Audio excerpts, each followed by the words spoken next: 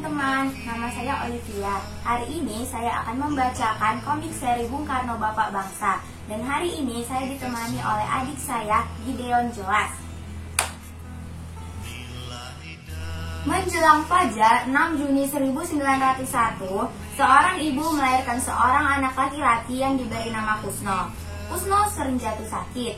Jadi, menurut kepercayaan orang Jawa, Kusno harus diganti namanya. Maka Kusno pun diganti namanya menjadi Soekarno. Ibunda Soekarno bernama Ida Ayuning Rai. Sedangkan nama ayah Soekarno adalah Raden Sukemi Sosrodihardjo. Selain mereka berdua, ada satu orang lagi yang sangat menyayangi Soekarno. Namanya adalah Sarina. Dan Sarinalah yang memberitahu kepada Soekarno untuk tidak menjelekkan rakyat-rakyat jelata. Raden Sukemi Sosrodihardjo sangat memperhatikan perkembangan Soekarno. Ia memasukkan Soekarno ke sekolah Bumi Putra, kemudian memindahkannya ke ELS di Mojokerto. Waktu pun berjalan.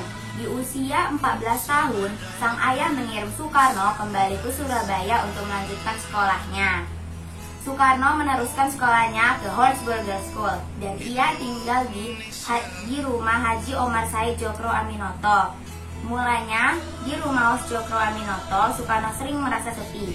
Lalu ia mengisi waktunya dengan cara membaca buku. 2 tahun kemudian, di usia 16 tahun, Soekarno bergabung dalam perkumpulan politiknya yang pertama, yaitu Trikoro Darmo. Perkumpulan ini kemudian berubah menjadi Jong Java.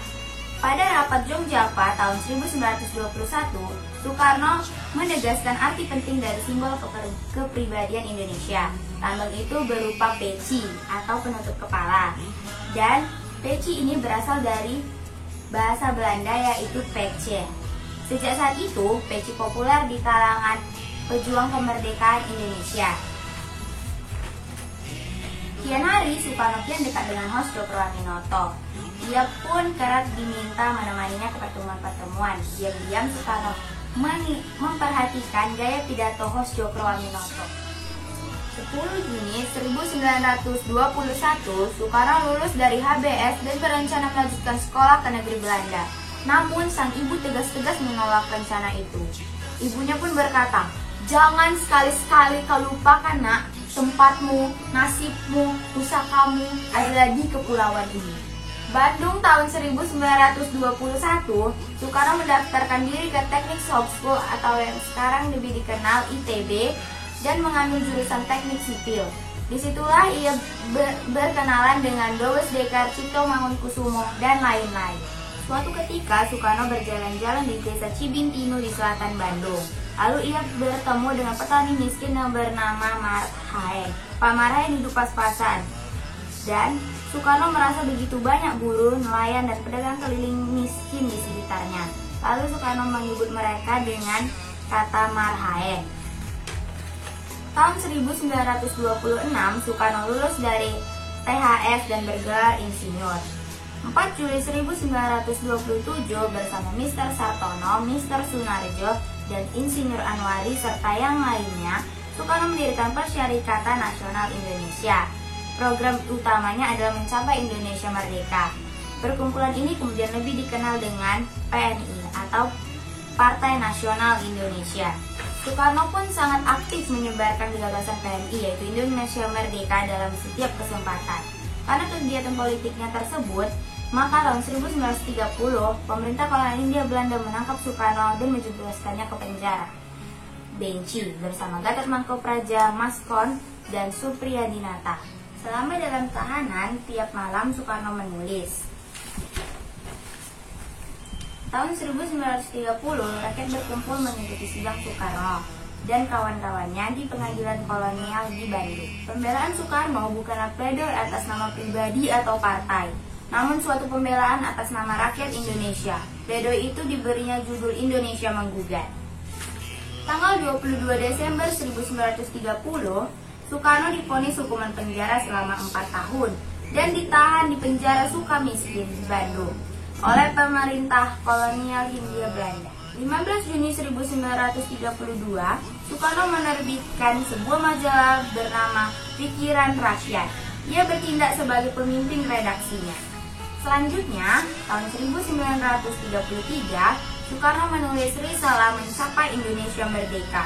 Risalah ini berbicara tentang busuknya sistem politik pintu terbuka imperialisme dan mengutuk seluruh sistem kolonialisme. Pemerintah kolonial Hindia Belanda kembali menangkap Soekarno dan mengasingkannya ke ND dari tahun 1934 sampai 1938. Di ND, Soekarno juga mengembangkan niatnya pada seni. 4 tahun kemudian, Soekarno dipindah dari ND ke Bengkulu, yaitu dari tahun 1938 sampai 1942. September 1939, Soekarno diangkat sebagai Ketua Dewan Pengajaran Muhammadiyah Cabang Bengkulu. Pada tanggal 16 April 1943, Soekarno bersama Muhammad Hatta, Ki Hajar Dewantara, dan K. Mansur membentuk Badan Pusat Tenaga Rakyat. Soekarno dan Muhammad Hatta bekerja sama dengan Jepang secara terbuka sebagai siasat kemerdekaan Indonesia. Sementara Sultan Sachir bergerak di bawah tanah. Bersama Gatot Mangkopraja, temannya di masa penjara tahun 1930, Soekarno membentuk Pembela Tanah Air atau PETA sebagai cikal bakal Tentara Nasional Indonesia. Soekarno aktif menggelorakan semangat dalam mencapai kemerdekaan Indonesia di semua kalangan. 1 Juni 1945, Soekarno melahirkan istilah Pancasila yang menjadi dasar negara dalam rapat Badan Penyelidik Usaha-Usaha Persiapan Kemerdekaan Indonesia atau BPUPKI. Sila-sila dalam Pancasila itu disahkan dan masuk dalam pembukaan Undang-Undang Dasar tahun 1945. Apakah ada yang tahu isi dari Pancasila? Tahu? Coba dia yang sebutkan. Pancasila 1. Ketuhanan yang Maha Esa. 2. Kemanusiaan yang adil dan beradab. 3. Persatuan Indonesia. 4. Kerakyatan yang dipimpin oleh iman dan kesanaan dalam permusyawaratan perwakilan. 5. Keadilan sosial bagi seluruh rakyat Indonesia. Wah, bagus sekali Dean. Bagus sekali. 16 Agustus 1945 pukul 3 pagi, para pemuda mendesak Soekarno dan Hatta untuk mempercepat proklamasi kemerdekaan Indonesia. Soekarno dan Hatta menolak permintaan tersebut dan diculik oleh sejumlah pemuda ke Rengas Dengklok. Menjelang malam, Soekarno dan Hatta dijemput pulang ke Jakarta oleh Ahmad Suepaco. Tiba di Jakarta, mereka meminjam rumah Laksamana Maeda, kepala kantor penghubung antara Angkatan Laut dan Angkatan Darat Jepang, untuk merumuskan naskah proklamasi kemerdekaan Indonesia di Jalan Imam Bonjol nomor 1, Jakarta Pusat. Soekarno, Hatta, dan Ahmad Suepaco merumuskan naskah proklamasi, sementara anggota BPUPKI dan para pemuda menunggu di teras rumah. Tahun 1944, Fatmawati Soekarno menjahit bendera merah putih saat mengandung dengan menggunakan mesin jahit tangan. Bendera merah putih inilah yang dikibarkan saat proklamasi kemerdekaan Indonesia, dan naskah proklamasi dibacakan oleh Soekarno pada tanggal 17 Agustus 1945. Pada tanggal 29 Agustus 1945, Panitia Persiapan Kemerdekaan Indonesia atau PPKI bersidang mensahkan Undang-Undang Dasar 1945 dan menetapkan Soekarno sebagai Presiden dan Muhammad Hatta sebagai Wakil Presiden.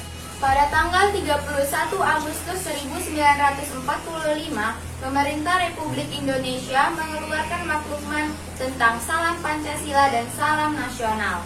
Salamnya begini ya teman-teman, tangan kanan diangkat setinggi telinga, kelima jari dirapatkan. 5 jari adalah simbol dari 5 sila Pancasila, sambil meneriakkan salam nasional merdeka. Terima kasih bagi teman-teman yang telah menonton video ini.